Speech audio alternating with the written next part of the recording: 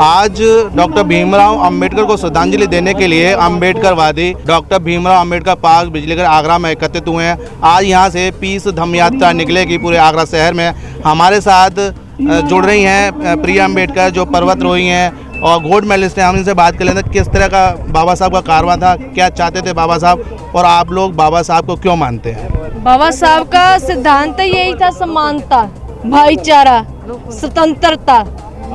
ये सारे नियम है बुद्ध धम्म में ही हमें देखने को मिलते हैं। बुद्ध धम्म मतलब कि जीवन जीने का एक तरीका। डॉक्टर अंबेडकर साहब की फिलॉसफी के साथ आज के नौजवानों को जुड़ना चाहिए। जैसे बाहर के विदेशों ने बुद्धिस्ट कंट्रीज जो है उन्होंने बुद्धा को अपना लिया, लेकिन हमारे लोगों ने उसको छोड़ दिया। तो अभी हम देख सकते हैं कि कितने जो बुद्धमय कंट्रीज है कितना तरक्की करी हुई है, कितने टेक्नोलॉजी में वो आ गए हैं।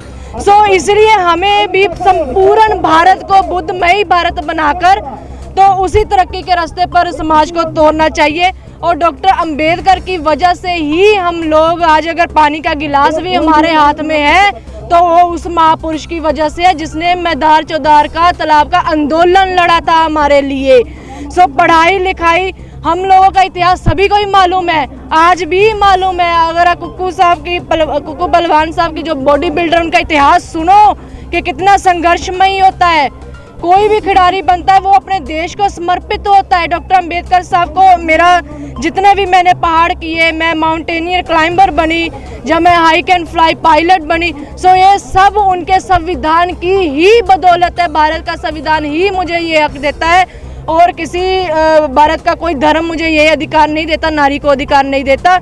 भारत का जो संविधान है वो सर्वोत्तम है, हमारे लिए मानने योग्य है। जी, जिस तरह से देश की आधी आबादी भी आज कहीं ना कहीं भ्रमित है, तो उनके लिए क्या कहना चाहेंगे, क्योंकि अगर बात करें तो महिलाओं की आधी आबादी कही जाती है, तो उनको कैसे जागरूक करना चाहेंगे।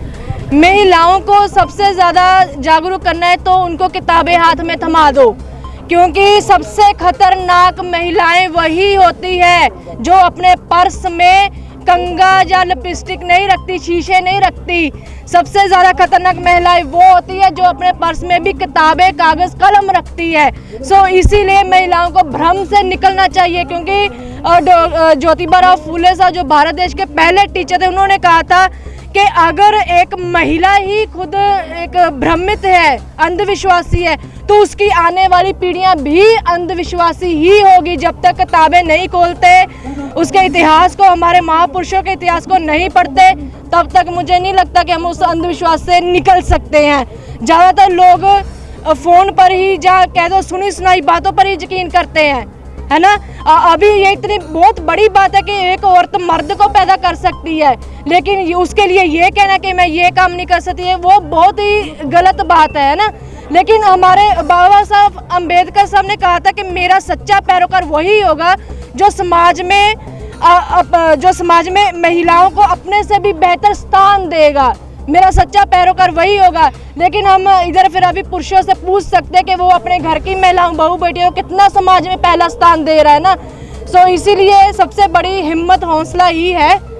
तो अगर आप खुद के साथ खड़े हो जाए तो कोई आपको हरा नहीं सकता। 70 साल हो गए देश को आज़ाद हुए, लेकिन आज भी कहीं ना कहीं देश पुरुष प्रधान दिखाई देता है, महिलाओं को दरकिनार कर दिया जाता है। क्या मांग करेंगे, महिलाओं का प्रतिनिधित्व बढ़े, महिलाओं की हकदारी बढ़े, महिलाओं को हक मिले। महिलाएं खुद भी नहीं आगे आना चाहती, सीधी सी बात है। महिलाएं खुद भी नहीं आगे आना चाहती, पढ़ना लिखना नहीं चाहती। जहाँ से मैं आई हूँ, पंजाब से, जलंधर से, मैं बूटा मंडी में हूँ। मेरी बूटा मंडी में मैं ही इकलौती माउंटेनियर क्लाइंबर हूँ और मैं ही इकलौती जो हूँ जो मर्दों के साथ जिम लगाती हूँ। मैं ही हूँ कि मैं एक पायलट बन सकी। उनको ये है, महिलाओं को आज तक खास करके यही है कि हमें अधिकार मिल गए हैं। पे बैक टू सोसाइटी वाला कोई नियम नहीं है, बस कोर्स कर लिया, पढ़ाई कर ली। उनको ये लगता है कि नौकरी शायद नहीं मिलेगी, और नौकरी पाने के लिए साहब कांशीराम कहते हैं ना कि अगर नौकरी पाने के लिए पढ़ोगे तो नौकर ही बनोगे। हमने हुक्मरान बनना है। इसीलिए आप जितना मुझसे पूछोगे मैं घुमा फिरा कर वही बात बोलूँगी कि किताबों के आगे झुक जाओ। जितना भी आप क्वेश्चन पूछोगे सबका आंसर मेरा यही होगा कि जब तक किताब नहीं खोलते तब तक आप नहीं संपूर्ण एक व्यक्ति बन सकते। बहुत अच्छी बात। Thank you. तो ये थी हमारे साथ पर्वतारोही गोल्ड मेडलिस्ट प्रिया अंबेडकर। प्रिया अंबेडकर जी का साफ कहना है कि जब तक आप किताबों को नहीं खोलोगे, जब तक आप शिक्षा ग्रहण नहीं करोगे, तब तक आपका विकास सुनिश्चित नहीं होगा, आपको हक अधिकार नहीं मिलेगा। और अगर आप बाबा साहब की बात करते हैं तो बाबा साहब को पढ़ना पड़ेगा, बाबा साहब को समझना पड़ेगा। बाबा साहब ने जो आपको हक अधिकार दिए हैं उसको पे बैक टू सोसाइटी के तहत समाज में फैलाना पड़ेगा, तभी देश का, समाज का और अगर हम कहें तो बहुजनों का विकास होगा। 7 इंडिया न्यूज़ के लिए भगवान सिंह के साथ गीतम।